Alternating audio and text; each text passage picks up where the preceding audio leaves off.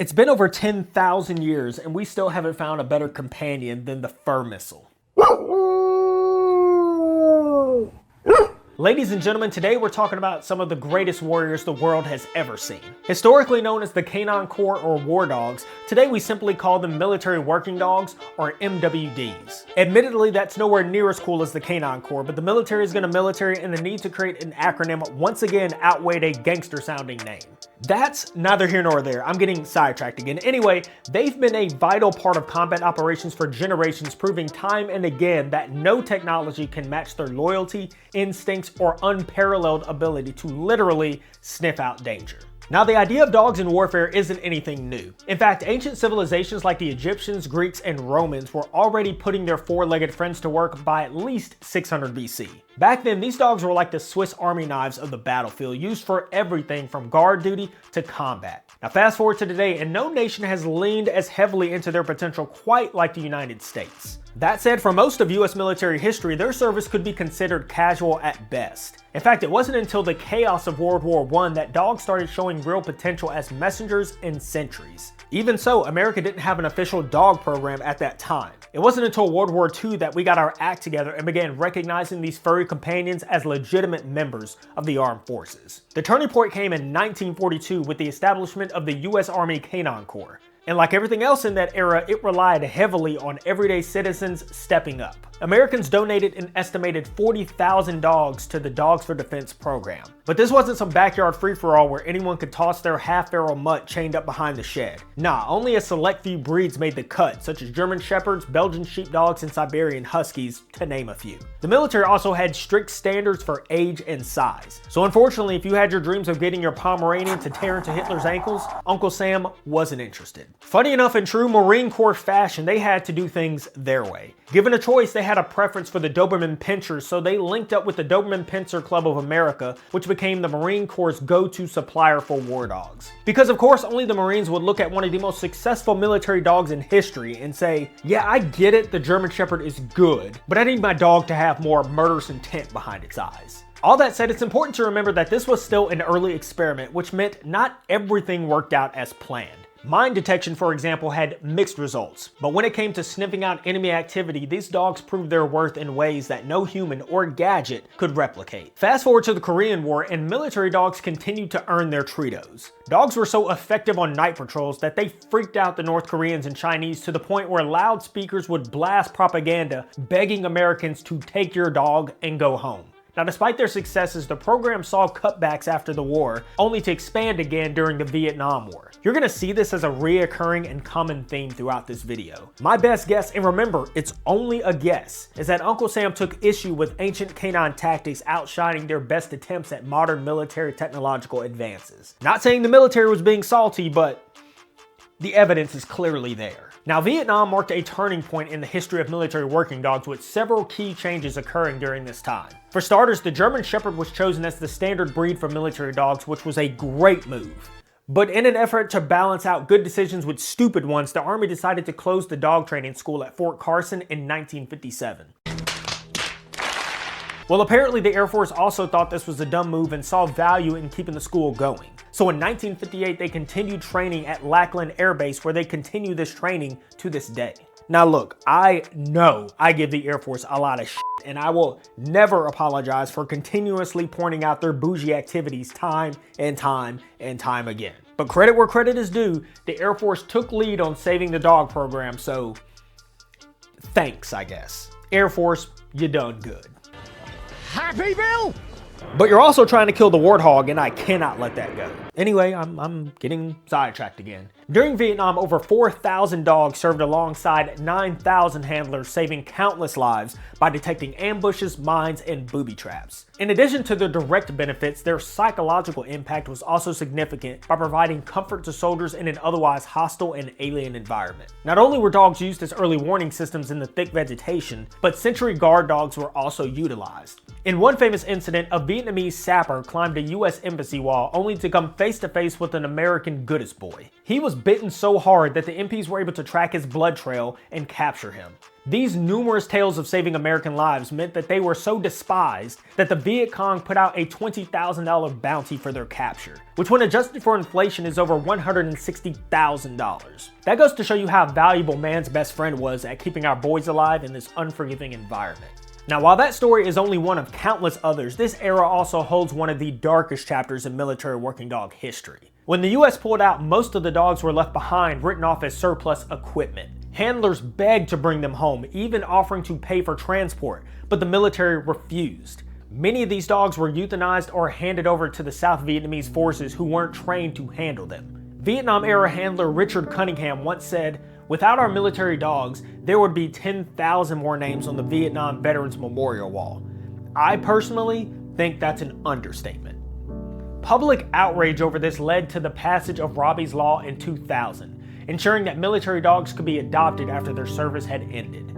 Now, if Vietnam was the kindling for taking military dogs seriously, 9/11 was the fuel that lit that fire. In Afghanistan and Iraq, dogs became indispensable for detecting IEDs with an 80% success rate, far surpassing the 50% detection rate of human patrols. Today, bomb detection dogs are valued at upwards of 150 grand, but their true value lies in the countless lives that they save.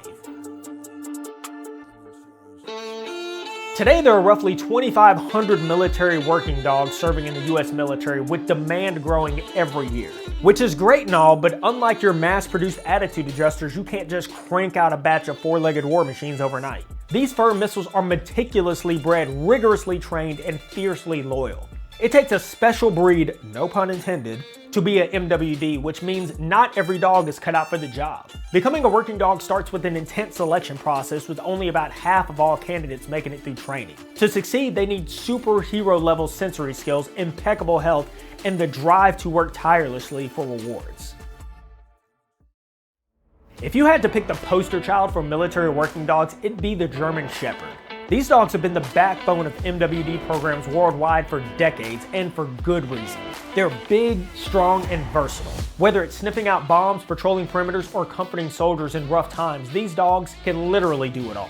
A German Shepherd hits the sweet spot between approachable and intimidating. While civilians see a protector, adversaries see a reason to rethink their life choices. That balance, paired with their smarts and adaptability, is why they've been the go-to breed for so long.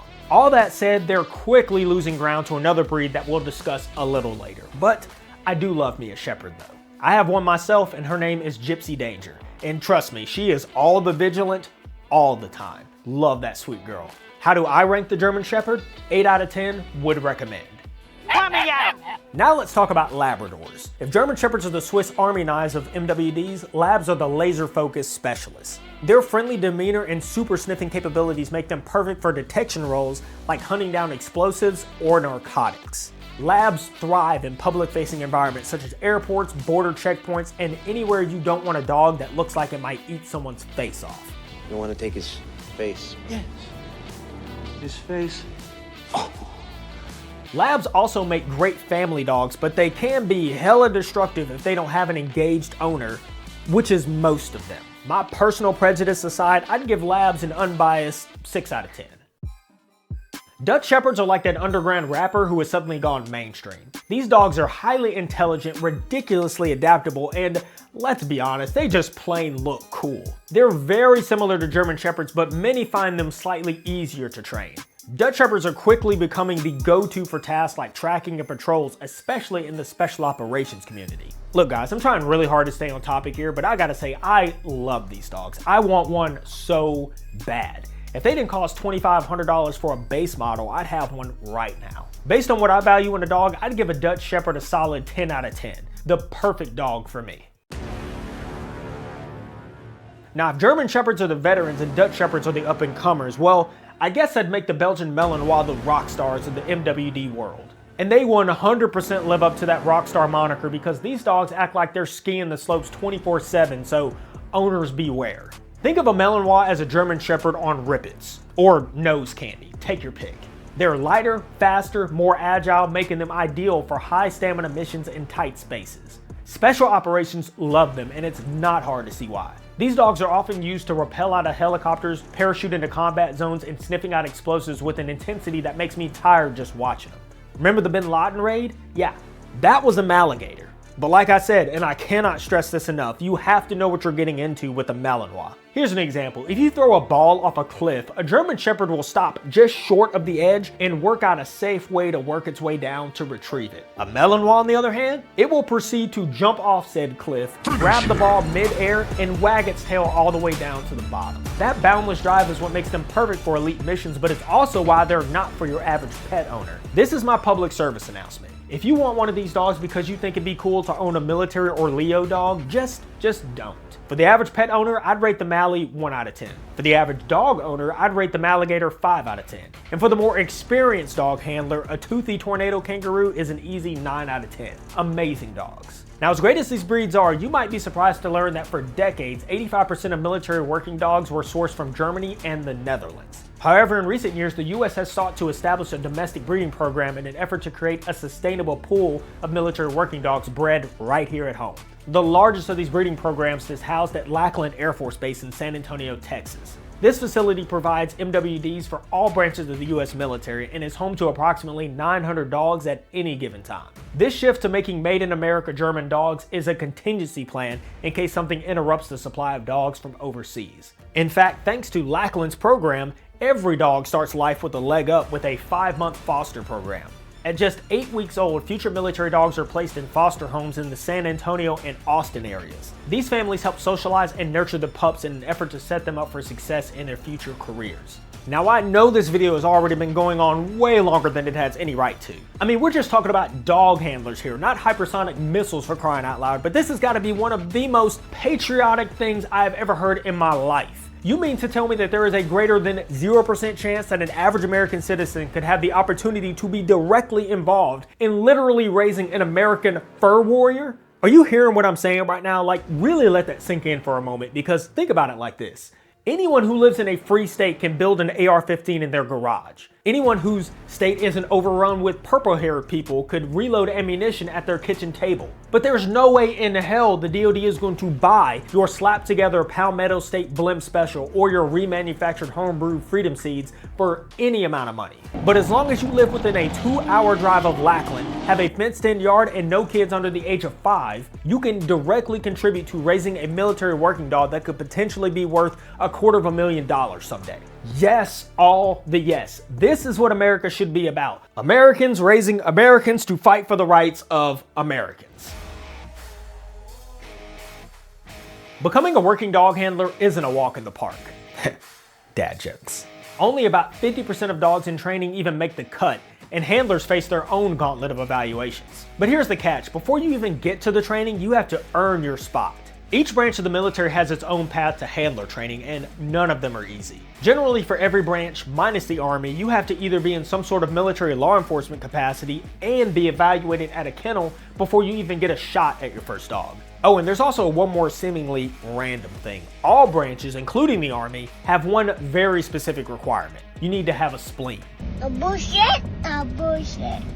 Yep, no spleen, no dog. Turns out the spleen makes antibodies that protect you from the bacteria a dog might transfer to you during a bite. Because if you're working with dogs, getting bit isn't a matter of if, it's a matter of when. Anyway, moving on past random good boy facts, the Army stands out as the only branch with a dedicated MOS for dog handlers with its 31 kilo. Fun fact, back in the day, getting voluntold to be a dog handler was considered to be a punishment. If you showed up as an MP and they didn't like you, some higher up would say, "Congratulations, you're on poop scooping duty now." Fast forward to today, and a 31 kilo contract is like hitting the lottery. Highly sought after and fiercely competitive. Regardless of the branch, all roads lead to the same place, Lackland Air Force Base. This is where handlers will spend 3 months learning everything from basic obedience commands to patrol techniques, odor detection, controlled aggression, and yes, how to clean up dog poop like a pro. Once all the training is complete, a freshly minted handler is then released into the wild where the real work begins. Alright, so picture this. You've just graduated dog handler school, you've been soaking up that sweet Air Force sunshine because we all know that stuff hits different, and now you've just arrived at your new duty station ready to meet your dog. Well, I hate to break it to you, but school was the easy part because the real world is only going to give you 90 days to get your crap together and to get this dog ready. Each new station means starting over with a brand new partner. And since every dog has its quirks, it's the handler's job to figure them out and to build that trust all over again. So how does a handler go about building said trust? Well, they do everything you would do with your personal dog, but to an insane degree. That means cleaning kennels, feeding the dog, checking their health, and training. Lots and lots and lots of training. Every day, this dynamic duo works together on real-world scenarios tailored to their assigned mission. After the first 90 days, the dog team must certify with a passing score being a 95% accuracy rate. Now, compared to your typical military school, these standards are admittedly really high, so what's the deal? Well, they're so high because this team has to be ready to perform not only law enforcement duties, but also be able to protect high-value targets like, say, the President of the United States. For all the sacrifices, the sleepless nights, and the relentless training, there's nothing quite like the bond between a handler and their dog. It's a partnership built on trust, dedication, and the shared goal of keeping people safe. As one handler put it, the job is as cool as you think it is. The work you put into your dog shows in their performance. It's not easy, but it's worth it. Deploying as a military working dog handler is unlike anything else in the military. Unlike other units, they don't roll out in a squad of their MP counterparts. It's just the handler and their dog working together in some of the most difficult situations imaginable.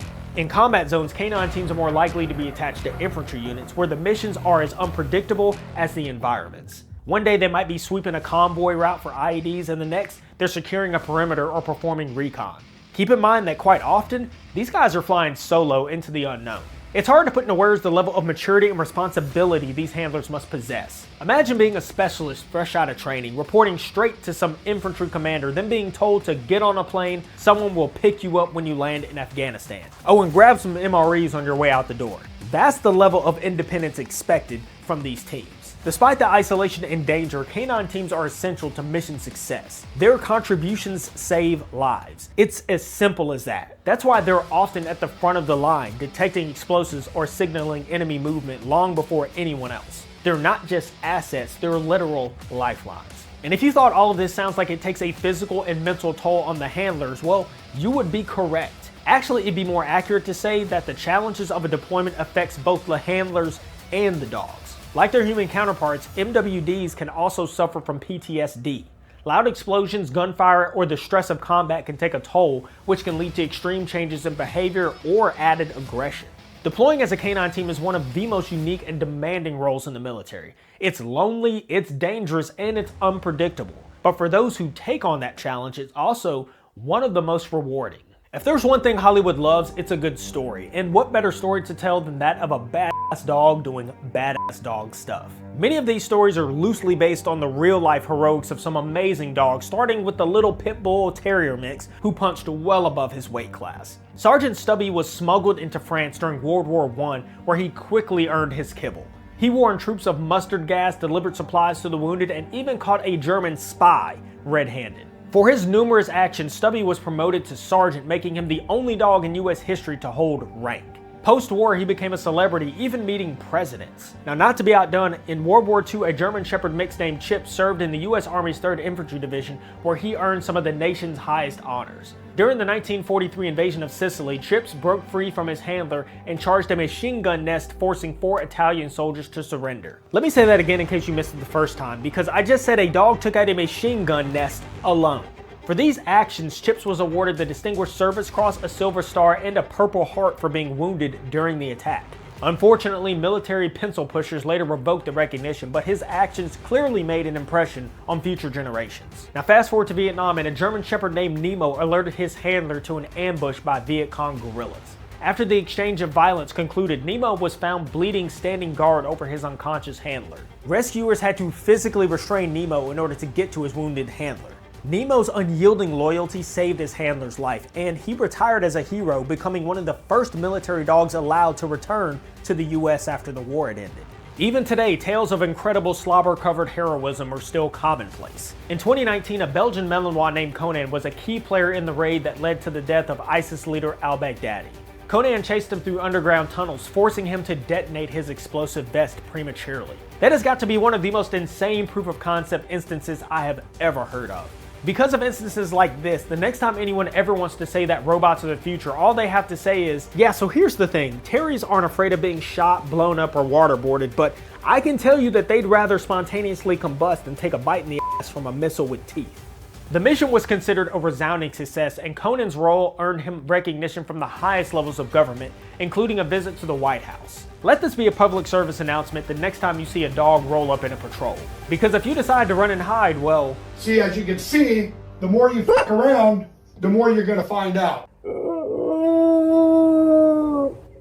A military working dog's career typically spans about 8 years, and like their human counterparts, these warriors eventually have to hang up their collars and retire. Now, unsurprisingly, most MWDs retire due to age or medical conditions. Years of full-speed pursuits, biting, and intense training inevitably takes a toll on their bodies. And much like human soldiers, they develop wear and tear injuries that make it harder to perform at a level required for their service. And when you combine this physical punishment with PTSD, and the time these dogs can go wide open rapidly decreases. As a result, retirement becomes not just a choice, but a necessity to ensure the dog can live out their golden years in comfort and peace. And for many handlers, the hope is that their dog's next chapter involves staying by their side and becoming permanent members of their families. Today, adoption is more common than ever, and when a dog retires, their handler is often the first to be offered a chance to take them home. And for dogs not adopted by their handlers, there are long waiting lists of families eager to welcome a retired MWD into their homes. These families understand that they're not just adopting a pet, they're providing a well-earned retirement to a hero. But unfortunately, adoption isn't always possible, and when this happens, there is a ceremonial send-off that quite honestly brings me to tears, so I'm going to do my best to try to get through this part. Dude, hold it together. Hold it together. Sometimes our four-legged warriors are too far gone to be brought home. They might have a medical condition that makes adoption impractical, or they might possess a behavioral issue that could pose a significant risk in a civilian environment. In such heart-wrenching situations, the military honors these loyal companions through a tradition known as the Final Patrol. The Final Patrol is a solemn ceremony that allows handlers and fellow service members to pay their respects to a retiring military working dog.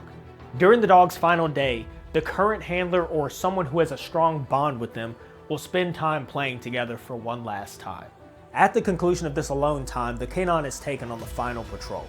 Now, this could be a small event, or in some instances, a full-on parade is thrown down the base's main road. And if the dog is too sick or too old to conduct the walk on their own, well, an escort will be arranged to assist the dog on the journey. The patrol ends with the handler walking the dog past service members as they render a salute in respect to the years of faithful service. Once the dog enters the clinic, they will get them comfortable and begin the euthanization process, with the handler staying by the dog's side until the end. When it's all over, the dog is draped with a flag, and a memorial ceremony is held, complete with a display kennel, a tipped dish, a collar, leash, and sometimes the dog's ashes. Military working dogs are more than just assets. They're soldiers, companions, and lifesavers. Their contributions span centuries, from ancient battlefields to the high-tech front lines of modern warfare. General Petraeus once said, "The capability that military working dogs bring to the fight cannot be replicated by man nor machine." By all measures of performance, their yield outperforms any asset we have in our inventory. Our army would be remiss if we failed to invest more in this incredibly valuable resource. So whether they're remembered as the Canine Corps war dogs or simply as the goodest boys and girls, one thing is clear: the military would not be the same without them. And as we look to the future, it is on us to continue investing in these incredible warriors, because some capabilities, as Petraeus said, can never be replicated. Here's to the unsung heroes with wagging tails and watchful eyes, because no machine, no matter how advanced, will ever come close to replacing their heart.